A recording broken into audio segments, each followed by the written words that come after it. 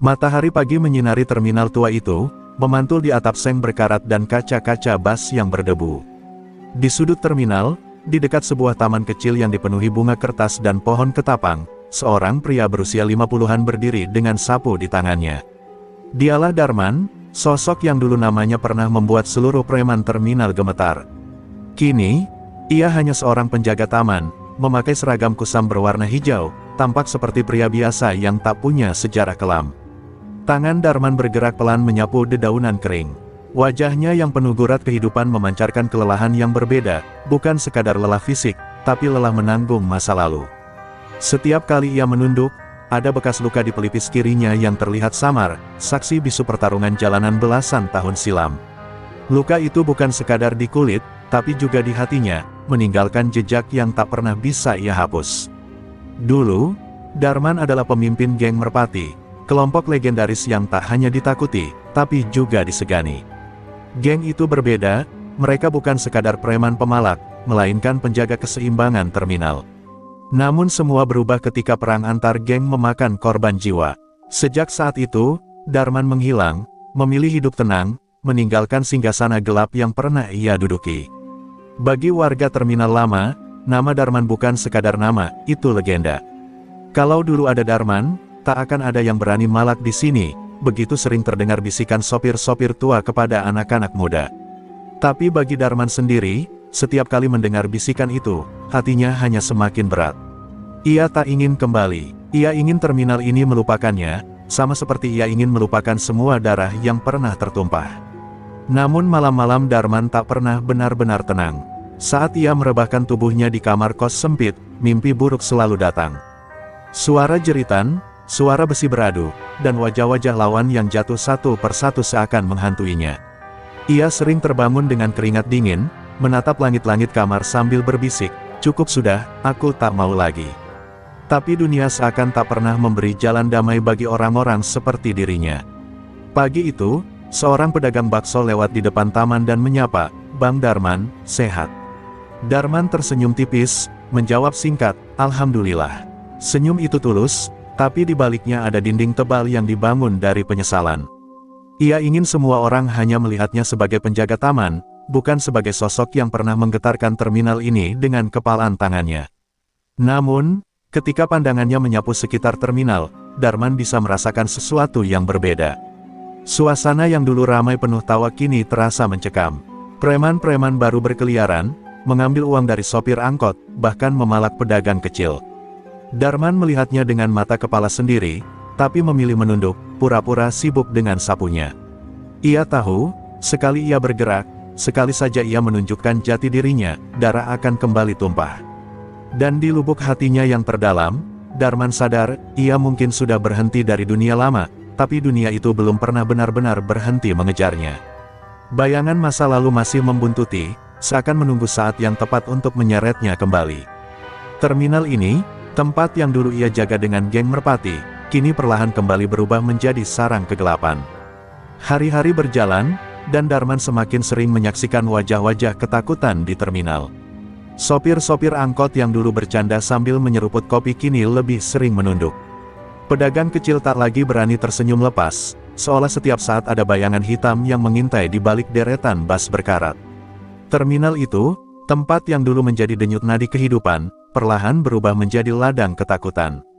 Di salah satu sudut terminal, Darman melihat seorang preman muda dengan rambut dicat pirang memalak sopir angkot.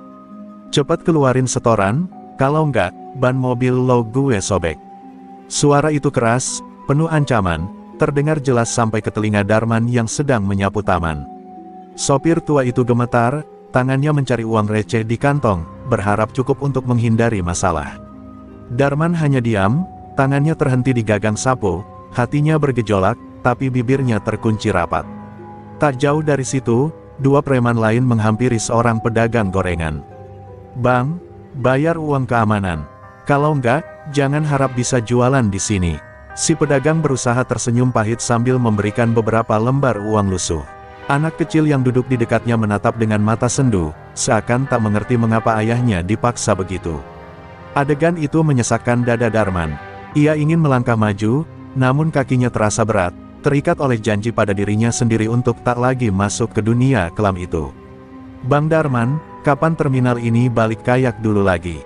tanya pedagang bakso tua suatu sore. Pertanyaan itu seperti pisau yang menusuk ke hati Darman. Ia hanya menjawab singkat, "Sabar, Bang. Semua akan ada waktunya." Tapi di dalam hatinya, ia sendiri ragu. Apakah waktu itu akan benar-benar datang? Atau terminal ini akan terus dikuasai oleh preman yang hanya tahu menindas orang lemah? Suatu malam, Darman pulang melewati area parkir yang sepi. Dari kejauhan ia mendengar teriakan, "Jangan, Bang. Saya nggak punya uang." Teriakan itu berasal dari seorang sopir muda yang sedang dipukuli 3 orang preman. Darman berdiri di balik tembok, mengepalkan tangan begitu kuat hingga buku-bukunya memutih. Nafasnya memburu, insting lamanya berteriak untuk segera turun tangan. Tapi ia tetap menahan diri, menundukkan kepala, lalu berjalan menjauh. Dan di setiap langkahnya, ia merasa seolah meninggalkan dirinya sendiri. Keesokan harinya, kabar tentang pemalakan makin ramai. Warga terminal mulai berbisik-bisik, beberapa bahkan berani melirik ke arah Darman seolah menaruh harapan. Namun Darman tetap berusaha menghindari tatapan itu. Ia ingin mereka percaya ia hanyalah penjaga taman, bukan lagi pemimpin geng merpati. Namun yang ia lupakan, legenda tak pernah mati, ia hanya menunggu saat yang tepat untuk hidup kembali. Sore itu, saat Darman duduk di bangku taman menatap matahari perlahan tenggelam di balik deretan bas, ia mendengar suara cekikikan kasar. Sekelompok preman muda berjalan melewati taman sambil menunjuk-nunjuk pedagang kecil. "Minggu depan setorannya naik, kalau enggak, kalian tahu akibatnya." Mereka tertawa keras, seakan terminal ini sudah jadi milik mereka. Darman menunduk, mencoba menenangkan diri. Namun di dadanya, ada bara kecil yang perlahan menyala. Terminal ini bukan lagi tempat yang ia kenal dulu. Terminal ini kini telah menjadi sarang ketakutan, sebuah panggung yang dipimpin oleh para preman muda yang haus kuasa. Dan tanpa ia sadari, setiap ketidakadilan yang ia saksikan, setiap jeritan yang ia dengar, sedang menyiapkan dirinya untuk bangkit kembali. Masa lalu yang ia coba kubur mulai menggeliat, perlahan, tapi pasti. Hari demi hari, terminal semakin terasa dikuasai oleh sosok-sosok asing. Mereka bukan wajah lama, bukan pula preman kecil yang biasa beroperasi. Suatu sore, kerumunan warga terminal mendadak hening ketika sekelompok pria berbadan kekar datang. Mereka mengenakan jaket hitam dengan simbol burung Garuda di punggungnya. Tatapan mereka liar, langkah mereka penuh arogansi. Warga langsung tahu, inilah penguasa baru terminal, geng Garuda Hitam. Pemimpin mereka adalah seorang pria bertubuh tinggi besar dengan rambut cepak dan rahang tegas. Namanya Jago, panggilan yang sudah terdengar menyeramkan bahkan sebelum ia melangkahkan kaki ke terminal ini. Konon, Jago adalah mantan narapidana yang dikenal brutal di penjara. Tatapannya dingin, dan setiap kali ia tersenyum, seakan ada janji kematian yang mengintai di baliknya. "Mulai hari ini, terminal ini di bawah perlindungan kami," kata Jago lantang, berdiri di atas bangku kayu tua, suaranya menggetarkan udara. "Tidak ada lagi yang bisa berjualan, nyopir, atau bahkan parkir tanpa izin Garuda Hitam. Yang nggak nurut, siap-siap jadi bangkai." Kata-katanya diiringi sorakan anak buahnya, seakan terminal ini resmi jatuh ke tangan mereka. Darman yang sedang menyapu taman, berhenti dan menatap dari kejauhan. Matanya menyipit, dadanya bergetar menahan amarah. Simbol burung Garuda di punggung jaket preman-preman itu terasa seperti penghinaan bagi dirinya. Dulu, geng merpati berdiri untuk melindungi terminal ini, tapi kini sebuah geng baru datang hanya untuk merampas dan menindas. Ada benturan batin dalam dirinya, tapi sekali lagi ia memilih menunduk, pura-pura tak peduli. Beberapa pedagang kecil langsung dipaksa setor uang, bahkan yang tak punya pun ditampar dan diancam. Seorang ibu penjual nasi uduk sampai jatuh pingsan karena dagangannya ditendang. Warga hanya bisa menonton, tak ada yang berani melawan. Bisikan pelan mulai terdengar, andai Darman masih seperti dulu, namun sang legenda hanya berdiri di bawah pohon ketapang, menggenggam sapu seakan itu senjata terakhirnya untuk menahan amarah.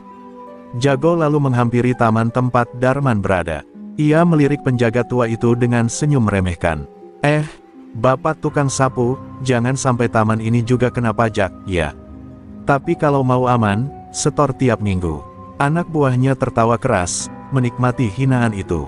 Darman hanya menunduk, tidak menjawab, tapi dalam hatinya ada bara api yang semakin membesar. Sore itu menjadi titik awal ketakutan baru. Terminal, yang dulu dijaga oleh tangan besi penuh wibawa geng Merpati, kini menjadi kerajaan Garuda Hitam.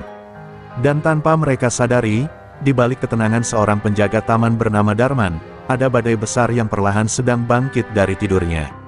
Di langit yang mulai gelap, seekor burung merpati melintas, terbang rendah melewati taman. Darman menatapnya lama, dan untuk pertama kalinya setelah bertahun-tahun, sebuah kalimat lama terngiang kembali di benaknya, merpati tak pernah takut terbang meski langit dikuasai Garuda. Sejak kedatangan geng Garuda Hitam, wajah terminal berubah total. Tak ada lagi tawa lepas dari para sopir yang biasanya bercanda di warung kopi. Para pedagang kecil pun berjualan dengan wajah tegang, seolah setiap transaksi bisa menjadi alasan pemerasan. Semua mata melihat Jago dan anak buahnya sebagai penguasa baru, dan di sudut taman yang sepi, semua mata yang berani melirik berharap kepada satu orang, Darman. "Bang Darman, apa Bapak nggak bisa berbuat sesuatu?" tanya seorang pedagang rokok sambil menatapnya penuh cemas. Darman hanya menghela nafas panjang, lalu melanjutkan menyapu dedaunan yang gugur. "Aku ini cuma penjaga taman, bukan siapa-siapa lagi," jawabnya lirih. Kalimat itu membuat dada pedagang itu semakin sesak, karena ia tahu siapa Darman sebenarnya. Namun, sang legenda memilih diam. Malam-malam Darman semakin sulit. Suara pukulan, teriakan, dan tangisan dari sudut-sudut terminal seperti menembus telinganya meski ia berada di kosan sempit. Berkali-kali ia terbangun dengan keringat dingin, duduk memeluk kepala sambil berbisik, "Cukup, aku tidak mau kembali ke jalan itu lagi." Namun, kenyataan di luar pintu kosnya semakin hari semakin tak tertahankan.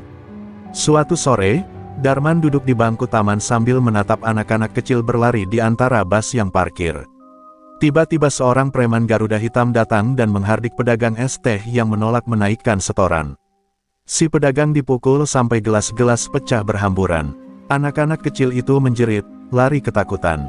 Darman hanya bisa mengepalkan tangannya erat-erat di pangkuannya, menunduk, menahan bara api dalam dadanya agar tidak meledak. Namun warga mulai tak tahan melihat ketidakpeduliannya. "Kalau dulu, waktu abang masih jadi pemimpin Merpati, nggak akan ada yang berani kayak gini," kata seorang sopir tua dengan nada kecewa. Kata-kata itu membuat hati Darman seperti ditusuk pisau. Ia ingin menjawab bahwa dirinya sudah berbeda, bahwa ia tak ingin lagi ada darah di tangannya. Tapi bibirnya tak sanggup berbicara. Yang keluar hanya desahan pelan, "Sudah selesai, aku sudah selesai dengan semua itu." Bagi Darman, diam adalah cara untuk tetap hidup. Ia sudah terlalu banyak kehilangan di masa lalu, kawan seperjuangan yang mati, luka-luka yang tak terhitung, dan jiwa yang seakan tak pernah utuh kembali. Ia tak mau mengulang semua itu hanya karena geng baru datang menguasai terminal. Ia ingin tetap menjadi penjaga taman, orang biasa yang tidak lagi dipandang sebagai penguasa bayangan. Namun diamnya Darman justru membuat warga semakin putus asa. Mereka melihat legenda yang mereka harapkan telah mati, digantikan seorang pria tua dengan sapu di tangan. Warga mulai belajar menelan nasib, sementara geng Garuda Hitam semakin menjadi-jadi. Terminal pun benar-benar jatuh dalam genggaman Jago, tanpa ada satupun yang bisa melawan. Di malam yang hening, ketika Darman menutup pintu kosannya, ia menatap bayangan dirinya di kaca jendela. Wajahnya tampak asing, seperti bukan dirinya sendiri. "Apakah aku pengecut sekarang?" bisiknya lirih. Di dalam hatinya, pertanyaan itu terus berulang, seolah ada suara masa lalu yang perlahan membangunkan dirinya dari tidur panjang. Pagi itu terminal terasa lebih riuh dari biasanya. Suara klakson angkot bercampur dengan teriakan calo yang menawarkan jurusan. Di tengah keramaian itu, seorang preman muda berbadan kurus dengan tato di leher menghampiri warung kopi dekat taman.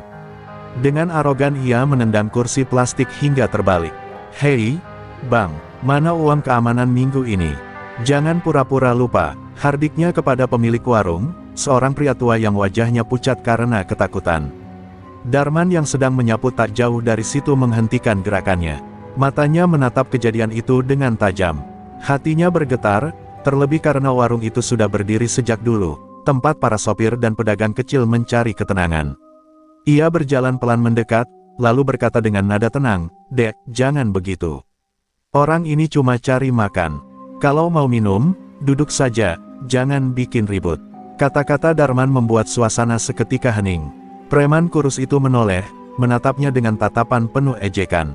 "Siapa lo, Pak Tua? Berani-beraninya ikut campur urusan gue?" Ia mendekat, menepuk dada Darman dengan kasar. Warga sekitar menahan napas, sebagian mengenali sosok penjaga taman itu. Mereka tahu apa yang sedang mereka saksikan bisa menjadi awal badai besar. Darman tetap tenang. Ia tidak membalas, hanya menatap lurus ke mata preman itu. "Aku cuma bilang baik-baik, jangan kasar, kasih orang kecil kesempatan hidup." Kalimat itu diucapkan dengan suara pelan, tapi ada wibawa yang membuat beberapa orang di sekitar merinding. Seolah ada bayangan masa lalu Darman yang menyelinap keluar tanpa ia sadari. Preman itu merasa direndahkan. Ia mendorong tubuh Darman hingga hampir jatuh, lalu berteriak, "Tua bangka. Lo kira lo masih jagoan di sini? Gue kasih tahu, sekarang terminal ini milik Garuda Hitam. Lo jangan ikut campur, atau lo yang gue pala sekalian." Ucapannya disambut tawa kasar dua temannya yang sejak tadi mengawasi dari kejauhan. Warga yang melihat kejadian itu mulai berbisik-bisik. "Itu Darman, kan, yang dulu pemimpin merpati." Bisikan itu membuat preman semakin panas, merasa direndahkan oleh tatapan orang-orang yang kini membandingkan dirinya dengan seorang legenda. Sementara Darman hanya berdiri diam, memandang warung kopi yang hampir hancur karena ulah mereka. "Sudah cukup," ucap Darman akhirnya, mencoba mengakhiri ketegangan. Ia membalikkan badan, berniat kembali ke taman. Namun sikap itu justru dianggap hinaan. Preman kurus itu mengambil gelas kopi, lalu melemparkannya ke arah Darman. Gelas itu pecah di tanah, serpihannya mengenai kaki Darman hingga berdarah. Warga tercekat, menunggu apa yang akan dilakukan legenda tua itu. Darman menunduk, menatap darah yang menetes di kakinya. Hatinya bergejolak, dadanya naik turun menahan amarah yang hampir meledak. Namun, dengan kekuatan luar biasa, ia melangkah pergi tanpa menoleh. Semua orang terdiam, tak percaya bahwa Darman bisa menelan penghinaan sebesar itu. Namun di balik langkah tenangnya, ada bara yang mulai menyala, bara yang suatu saat pasti akan meledak, dan terminal ini akan menjadi saksinya. Sejak insiden di warung kopi, nama Darman kembali berbisik di antara warga terminal. "Dia itu dulu merpati, kok bisa diam aja diperlakukan begitu?" tanya seorang sopir tua dengan nada heran. Tapi bagi Darman, keputusannya menahan diri bukan tanda kelemahan, melainkan pilihan berat untuk tidak kembali ke jalan penuh darah. Namun jauh di dalam hatinya, kejadian itu seperti pisau yang mengoyak luka lama yang selama ini ia kubur dalam-dalam. Malamnya, Darman tak bisa tidur. Ia duduk di ranjang kayu sempit, menatap luka gores di kakinya yang masih mengeluarkan darah kering. Setiap tetes itu baginya seperti simbol penghinaan, bukan hanya pada dirinya, tapi juga pada nama besar merpati yang pernah ia junjung. Bayangan masa lalu menyeruak, suara benturan besi, sorakan teman-teman gengnya, dan wajah-wajah lawan yang jatuh tersungkur di tangannya. Semua itu kembali menghantui, seakan masa lalu memanggilnya lagi. "Kalau aku lawan waktu itu, pasti mereka lari ketakutan," gumamnya lirih sambil mengepalkan tangan. Tapi kalimat itu segera ia tepis dengan keras, "Tidak. Aku sudah janji, tak ada lagi darah. Cukup sudah." Namun semakin ia mencoba meyakinkan dirinya, semakin pula bayangan masa lalu menguat.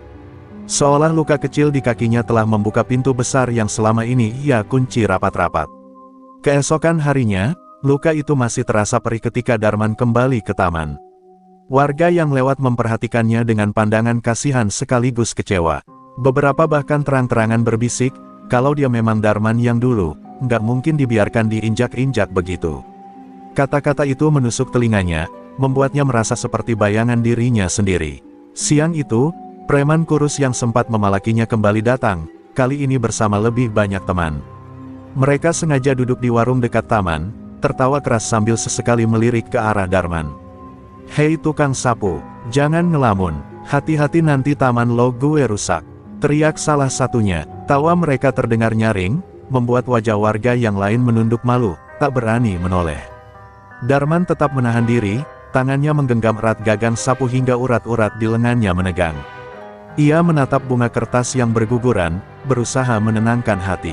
Tapi yang ia lihat bukan lagi bunga, melainkan wajah-wajah teman gengnya dulu yang gugur di medan perkelahian. Rasa bersalah bercampur amarah membuat matanya berkaca-kaca, seolah dunia sedang mengolok-olok dirinya. Seseorang menepuk bahunya, seorang pedagang bakso tua yang dulu sering ia tolong. Bang Darman, sampai kapan diam? Mereka sudah terlalu jauh. Suaranya bergetar, penuh harap. Darman menoleh, menatap wajah tua itu yang penuh keriput dan luka kehidupan. Hatinya semakin bergejolak. Ia ingin berkata sesuatu, tapi yang keluar hanya bisikan pelan, "Aku bukan orang itu." Lagi, namun di lubuk hatinya yang terdalam, Darman tahu, diamnya hanya menunda sesuatu yang tak terelakkan. Luka kecil di kakinya hanyalah awal. Terminal ini sudah memanggilnya kembali, dan cepat atau lambat, darah pasti akan kembali mengalir. Malam itu, Darman duduk termenung di bangku taman, menatap kosong ke arah lampu jalan yang redup. Angin berhembus pelan, membawa dedaunan kering menari di sekelilingnya. Perlahan, pikirannya melayang jauh ke masa lalu, ke tahun-tahun ketika namanya menjadi legenda di terminal ini. Masa di mana setiap langkahnya diikuti puluhan anak buah, masa di mana musuh bergetar hanya mendengar nama Merpati. Geng Merpati bukan geng sembarangan. Mereka berdiri bukan untuk memalak atau menindas, melainkan untuk menjaga keseimbangan. Saat itu, banyak geng liar mencoba menguasai terminal, meresahkan pedagang kecil. Darman, yang masih muda dan penuh api, mendirikan Merpati bersama sahabat-sahabatnya. "Kalau bukan kita yang jaga tempat ini, siapa lagi?" Begitu kata-kata yang selalu ia ulang kepada anak buahnya. Ia ingat jelas malam pertama mereka melawan geng luar yang hendak merampas lapak pedagang. Pertarungan sengit terjadi di parkiran bus, darah bercucuran, tapi pada akhirnya Merpati berdiri sebagai pemenang. Sejak saat itu, warga terminal memandang Darman bukan sebagai preman, melainkan sebagai pelindung. "Kalau ada Merpati, kami bisa hidup tenang," begitu kata para sopir dan pedagang kala itu. Namun, di balik semua itu, darah tetaplah darah. Setiap kemenangan dibayar dengan nyawa. Darman masih bisa mengingat wajah Benu, sahabat sekaligus tangan kanannya, yang gugur dengan senyum terakhir di bibirnya.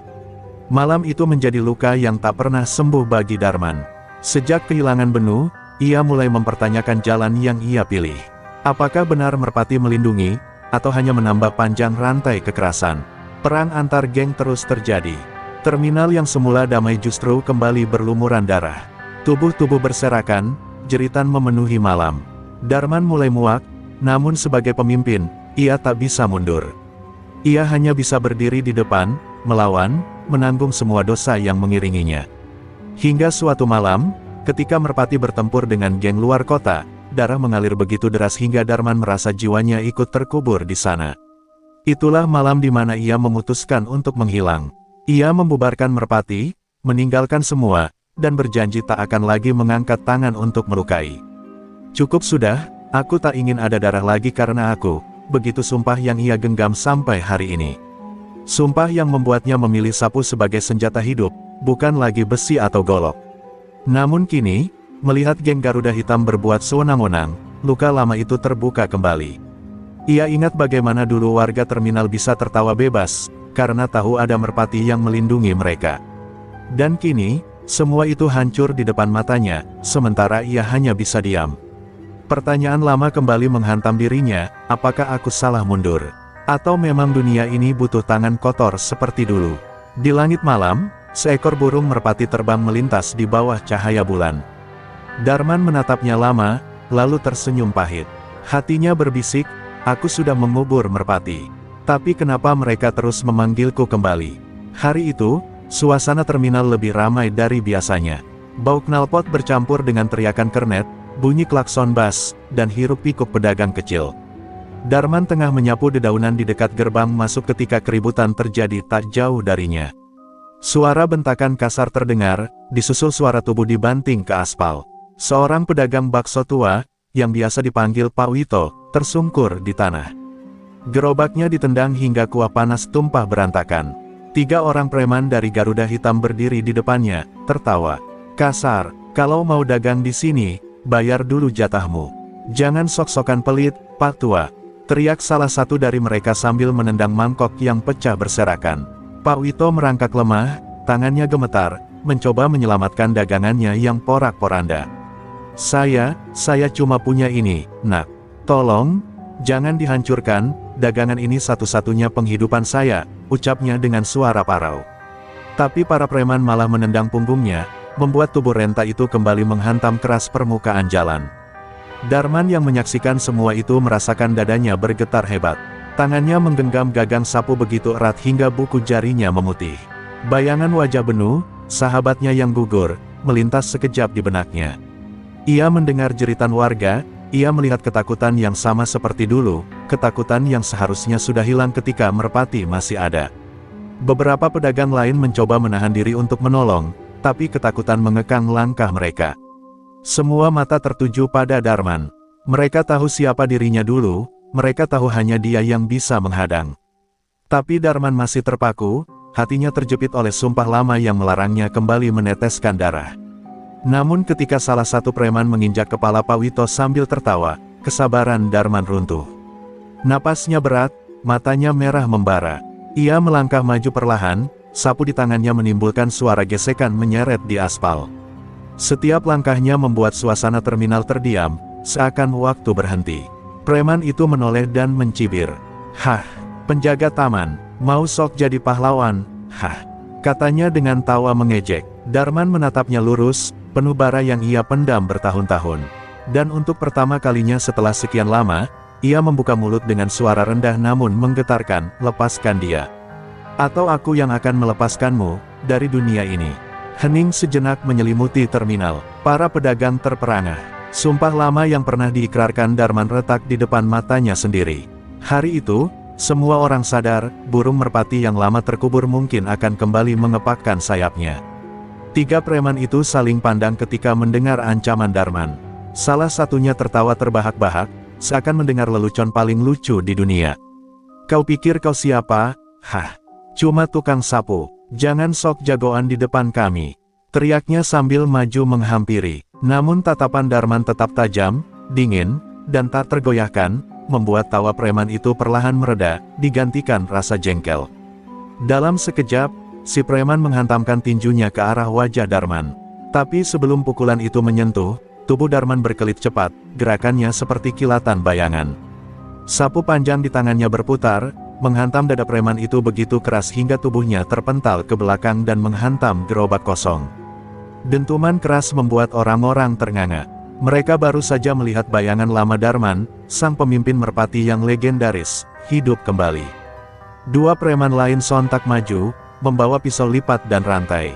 "Berani sekali kau, penjaga taman busuk," seru salah satunya. Mereka menyerang dari dua arah. Tapi Darman bergerak dengan ketenangan mengerikan.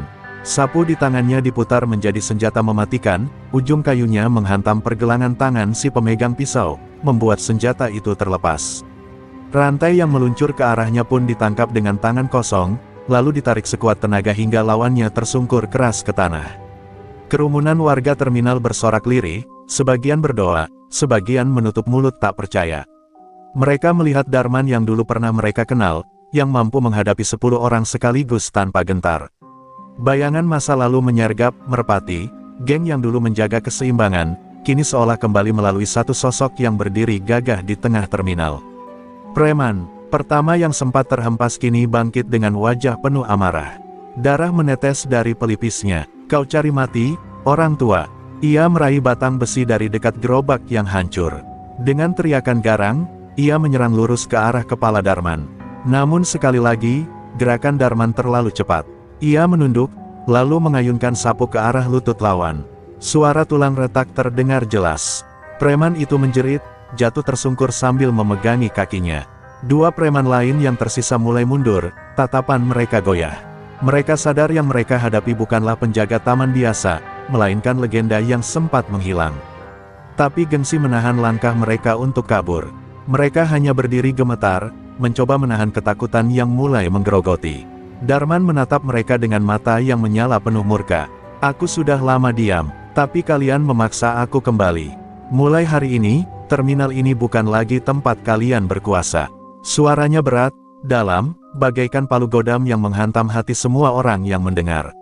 Warga terminal terpana, sebagian bersorak kecil, sebagian menahan napas. Di tengah hening yang mencekam, hanya satu hal yang jelas, sayap merpati yang lama terlipat, kini kembali mengepak dan siap membantai siapapun yang berani mengganggu kedamaian terminal. Kabar tentang perlawanan Darman menyebar lebih cepat dari angin. Dalam hitungan jam, seluruh terminal bergemuruh dengan cerita yang dibumbui ketakjuban, bagaimana seorang penjaga taman menghempaskan 3 preman Garuda Hitam hanya dengan sapu tua. Dari mulut ke mulut, kisah itu menjelma legenda baru.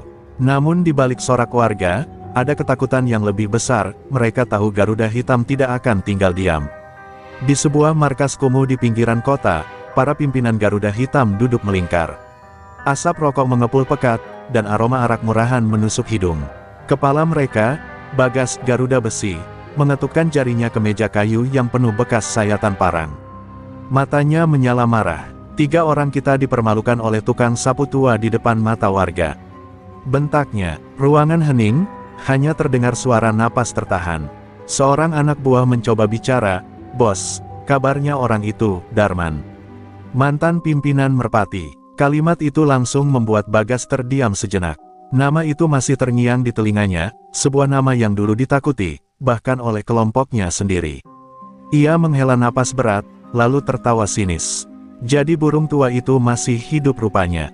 Dan sekarang berani mengibaskan sayap lagi.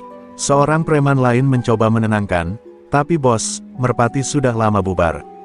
Dia sendirian sekarang, tak ada yang perlu ditakutkan."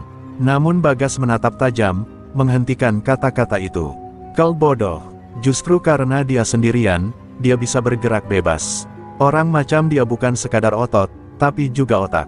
Sekali kita biarkan, dia akan jadi api yang membakar abis nama Garuda Hitam di terminal." Bagas kemudian berdiri, tubuhnya besar dengan tato Garuda di dada yang tampak seperti sayap mengepak saat ia bergerak. Kalau dulu Merpati bisa jadi legenda, sekarang giliran Garuda yang jadi penguasa.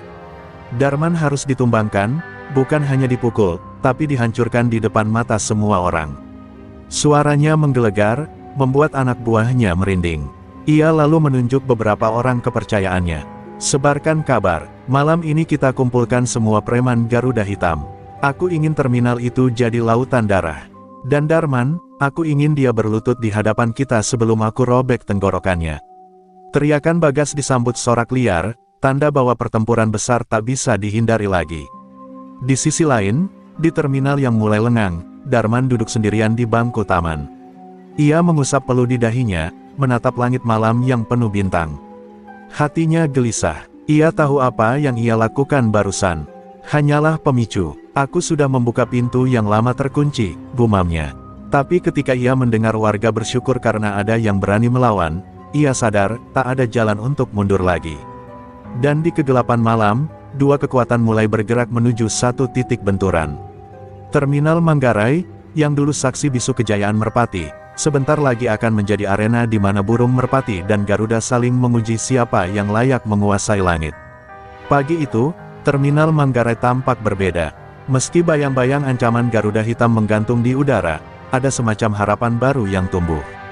Para pedagang kecil, sopir angkot, dan tukang ojek yang biasanya hanya menunduk saat preman lewat, kini saling berbisik tentang keberanian Darman.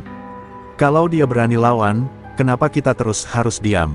gumam seorang sopir tua, membuat kawan-kawan termenung. Darman sendiri berjalan keliling terminal seperti biasa, menyapu daun kering yang jatuh berserakan. Namun kini tatapan orang-orang kepadanya berbeda, ada hormat, ada kagum, sekaligus khawatir. Seorang ibu penjual nasi uduk mendekat, dengan tangan gemetar ia menyodorkan sebungkus nasi. "Pak, terimalah ini. Kami nggak punya apa-apa, tapi, terima kasih sudah berani melawan mereka," katanya lirih. Darman tertegun. Ia menatap mata si ibu, yang penuh rasa takut sekaligus harapan. Dengan suara pelan, ia menjawab, "Saya bukan pahlawan, Bu. Saya hanya orang tua yang sudah muak melihat kalian diperas setiap hari."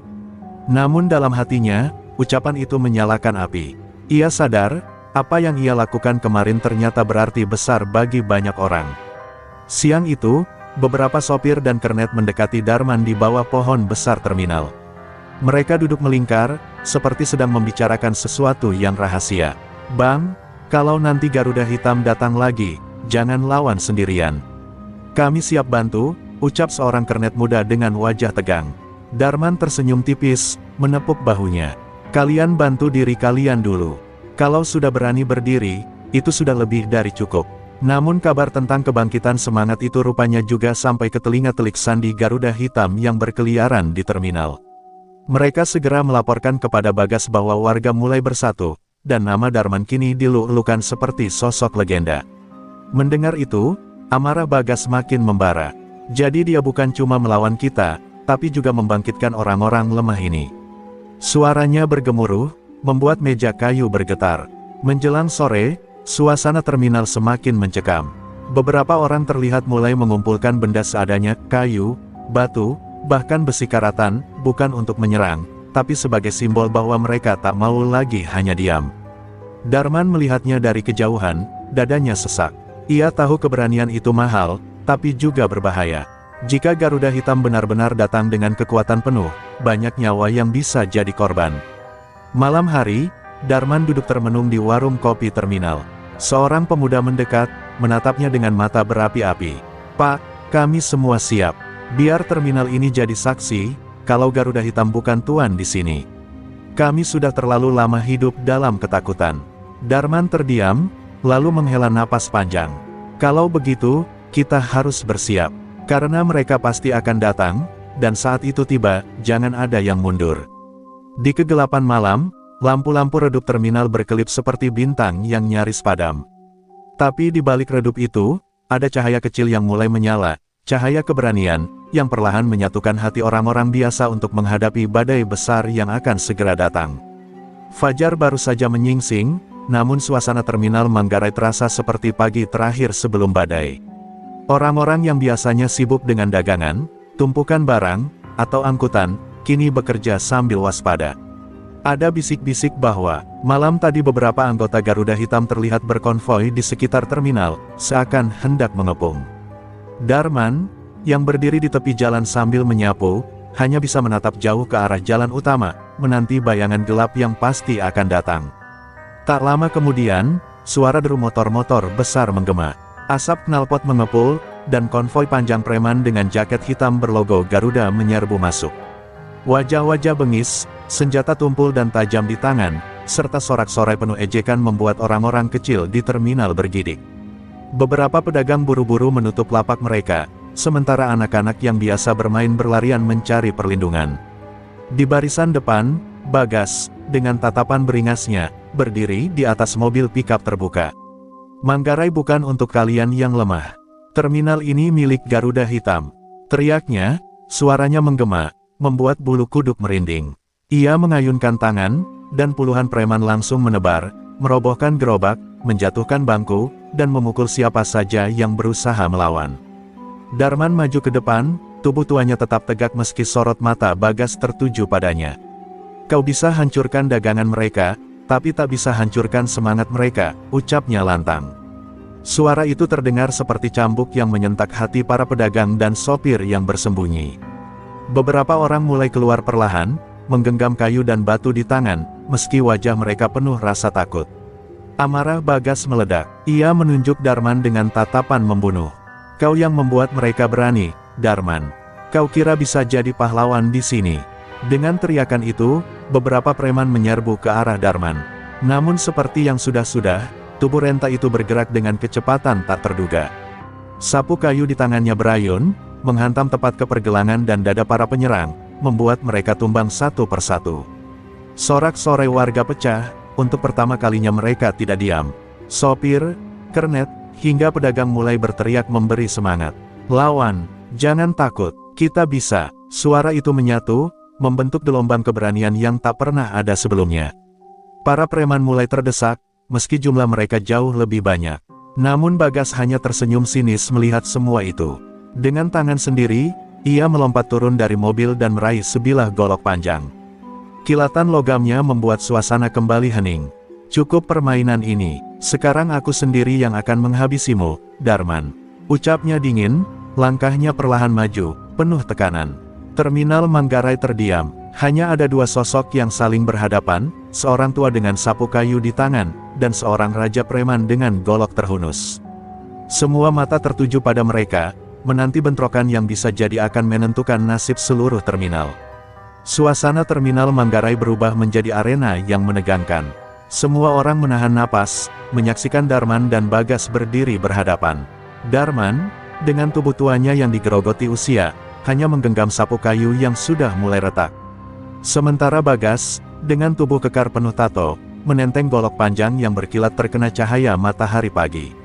Perbedaan itu membuat banyak orang khawatir, namun sorot mata Darman tetap kokoh, seakan keyakinannya jauh lebih tajam dari senjata apapun. Bagas menggeram, lalu menyerbu dengan ayunan golok yang mematikan. Suara logam itu berdesing di udara, membuat sebagian warga berteriak ngeri. Namun Darman, dengan gerakan cekatan yang tak terduga dari tubuh setua dirinya, berhasil menangkis dengan gagang sapu dan menghindar ke samping. "Kau cepat, tapi bukan kecepatan yang menentukan kemenangan, Bagas," ucapnya lantang, membuat sang preman semakin terbakar amarah. Serangan demi serangan Bagas menderu seperti badai. Goloknya menebas udara, menghantam bangku, memotong terpal pedagang, hingga membuat percikan debu beterbangan. Namun Darman terus bergerak, menangkis dengan sapu yang sederhana, memukul balik dengan ketepatan luar biasa. Setiap kali kayu sapunya menghantam, suara keras terdengar, seakan tubuh Bagas mulai merasakan getaran yang tak bisa dianggap remeh. Warga terminal berteriak memberi semangat, suara mereka bergema mengalahkan bising mesin dan teriakan preman. "Darman, lawan, jangan menyerah." Sorakan itu semakin membakar semangat. Untuk pertama kalinya, wajah Bagas terlihat gusar. Ia tak menyangka pria tua yang dianggapnya rapuh itu bisa mengimbangi kekuatan dan kecepatannya. Dalam satu kesempatan, Darman berbalik cepat dan menghantam pergelangan tangan Bagas dengan ujung sapu. Golok itu terlepas, jatuh berdebam ke tanah. Sorak-sorai warga pecah, menggema seakan terminal baru saja memenangkan peperangan. Bagas terhuyung, wajahnya merah penuh amarah bercampur malu. "Kurang ajar," teriaknya. Lalu dengan tangan kosong ia melompat hendak mencekik Darman. Namun Darman menyambutnya dengan tenang. Tubuhnya sedikit merunduk, lalu dengan gerakan keras menghantamkan sapu ke dada Bagas. Tubuh kekar itu terpental, jatuh membentur aspal, membuat debu berhamburan. Hening sejenak menyelimuti terminal, semua orang menatap Bagas yang tergolek tak berdaya. Para preman Garuda Hitam yang tadi berkoar-koar mulai gemetar. Mereka saling pandang, tak lagi berani maju. Sorot mata Darman yang berdiri tegap, meski hanya dengan sapu di tangannya, membuat mereka sadar, keberanian seorang tua bisa lebih menakutkan daripada puluhan senjata tajam. Di tengah sorak-sorai warga, Darman hanya menghela napas panjang. Terminal ini bukan milik para penindas. Terminal ini milik rakyat kecil yang mencari nafkah dengan keringat, ucapnya, suaranya bergetar namun tegas. Kata-kata itu bagai gemuruh petir yang menutup duel, sekaligus menyalakan api perlawanan yang tak lagi bisa dipadamkan. Kemenangan Darman atas Bagas membuat terminal seakan meledak oleh sorak-sorai warga. Orang-orang berlari menghampirinya, beberapa menyalami tangannya dengan penuh rasa hormat, yang lain menitikkan air mata lega karena untuk pertama kalinya preman terminal berhasil ditumbangkan di depan mata mereka. Namun di balik kegembiraan itu, ada tatapan-tatapan dingin penuh dendam dari sisa anggota Garuda Hitam yang masih berdiri di pinggir terminal. Mereka tak terima pemimpinnya dipermalukan di depan umum. Salah satu dari mereka, Roni, yang dikenal kejam dan selalu membawa rantai besi, maju sambil berteriak, "Kalian pikir ini sudah selesai? Kalian belum lihat amarah Garuda Hitam yang sebenarnya." Suaranya menggelegar, membuat sebagian warga yang tadi bersorak langsung terdiam. Tatapan penuh benci dari puluhan preman yang tersisa membuat udara terminal kembali menegang. Darman berdiri tegap, meski napasnya mulai terengah akibat usianya yang tak lagi muda. Ia tahu pertarungan belum berakhir. Sorot matanya menatap lurus ke arah Roni dan kawan-kawan. Dalam hati, Darman sadar inilah saat terberat, bukan hanya melawan satu orang, tapi menghadapi puluhan preman yang masih menyimpan amarah. Roni mengangkat rantai besinya tinggi-tinggi, suaranya lantang, "Garuda Hitam tidak akan pernah kalah dari seorang kakek renta. Malam ini, terminal ini akan jadi neraka bagi kalian semua." Ancaman itu membuat bulu kuduk warga berdiri. Beberapa pedagang sudah bersiap kabur, takut bila bentrokan yang lebih besar benar-benar pecah. Namun sebelum ketakutan itu semakin meluas, Darman melangkah ke depan. Dengan suara parau namun tegas, ia berkata, "Jika kalian ingin menjadikan terminal ini neraka, maka aku akan jadi api yang membakar kalian semua. Selama aku berdiri di sini, kalian tidak akan pernah lagi menyentuh rakyat kecil." Kata-katanya bergema, memberi keberanian baru pada warga yang tadinya gentar. Warga terminal pun mulai bersuara, menyatu dalam keberanian yang sama. "Kami tidak takut lagi. Kalian tidak berhak di sini," teriak seorang sopir. Terminal ini bukan milik kalian. Sambung yang lain. Suara-suara itu menguat, menjadi gelombang keberanian yang menantang Garuda Hitam secara langsung. Roni dan para preman menggeram, tapi tatapan ratusan pasang mata rakyat kecil membuat mereka bimbang. Darman tak lagi berdiri sendirian. Kini seluruh terminal menjadi benteng yang siap melawan penindasan. Namun di balik tatapan Roni, ada senyum licik yang tersungging. Kalau begitu, kalian semua akan tahu apa artinya murka Garuda Hitam, ujarnya dingin, sebelum ia memberi aba-aba agar pasukannya bersiap. Suasana terminal mendadak berubah. Langkah-langkah kaki preman terdengar menghentak, rantai berayun, dan senjata tumpul terangkat. Warga menahan napas. Di antara ketegangan itu, Darman mengepalkan tangan di atas gagang sapunya. Inilah saat penentuan, saat api perlawanan benar-benar akan bertemu dengan badai dendam Garuda Hitam. Ketegangan pecah seperti petir di langit mendung. Roni berteriak memberi aba-aba, dan puluhan preman Garuda Hitam serentak maju, rantai, besi, dan kayu di tangan mereka siap menghantam. Warga menjerit, sebagian mundur ketakutan, namun sebagian lagi memilih bertahan, bersembunyi di balik lapak-lapak sambil menggenggam batu, kayu, bahkan botol kosong. Darman maju paling depan, sapu tuanya di tangan, namun sorot matanya menyala seperti bara yang siap meledak. Benturan pun terjadi. Roni mengayunkan rantainya, namun Darman memutar sapunya dengan lincah, membelit rantai itu lalu menarik keras hingga tubuh Roni terhempas ke tanah. Beberapa preman lain menyerang bersamaan, namun Darman bergerak seolah tubuhnya digerakkan oleh kemarahan rakyat kecil yang selama ini ditindas. Setiap pukulannya tak hanya mematahkan serangan, tapi juga mematahkan nyali mereka. Sementara itu, warga yang semula hanya menonton kini tak tahan lagi. Seorang sopir bas berteriak lantang, lalu melempar batu ke arah preman yang hendak menusuk Darman. Tindakannya menyulut keberanian massal pedagang, kernet, tukang parkir, hingga ibu-ibu ikut melawan dengan apapun yang mereka punya. Terminal berubah menjadi medan perjuangan rakyat, bukan lagi tempat ketakutan. Roni bangkit dengan wajah berlumuran darah, matanya penuh amarah. Ia mengangkat pisau besar, melompat hendak menusuk Darman dari belakang. Semua orang berteriak panik, namun secepat kilat, Darman menoleh dan memutar sapunya, menghantam pergelangan tangan Roni hingga pisaunya terlepas.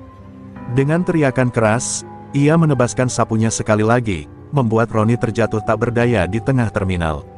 Melihat pemimpinnya tumbang, sisa preman Garuda Hitam limbung. Satu persatu mereka dijatuhkan warga yang kini sudah tak lagi takut. Ada yang lari terbirit-birit, ada pula yang berlutut memohon ampun. Terminal yang tadinya dikuasai teror kini dipenuhi suara kemenangan rakyat yang bangkit melawan penindasan. Darman berdiri di tengah kerumunan, napasnya terengah, tubuhnya penuh luka, namun matanya memandang dengan bangga. Ia tahu tubuhnya sudah renta, namun semangat yang ia nyalakan kini menyala di hati ratusan orang. Dengan suara parau ia berkata, "Kalian lihat sendiri, selama kita bersama, tak ada kekuatan manapun yang bisa menindas kita." Kata-kata itu disambut sorak dan air mata warga yang kini memeluk satu sama lain. Malam itu, terminal Manggarai tak lagi sama. Garuda Hitam hancur, tak berdaya melawan keberanian rakyat. Darman bukan sekadar pahlawan, ia menjadi simbol kebangkitan orang kecil yang berani berkata cukup pada penindasan. Nama dan kisahnya akan terus dikenang, bukan karena kekuatan sapunya, tapi karena ia menyalakan api keberanian di hati semua orang. Keberanian sejati bukanlah tentang seberapa kuat tangan yang memukul, tapi seberapa besar hati yang rela berjuang untuk kebenaran. Ketika rakyat bersatu, tak ada tirani yang bisa bertahan. Dan seperti Darman, kita pun bisa menjadi cahaya yang mengusir gelap, asalkan berani berdiri demi keadilan.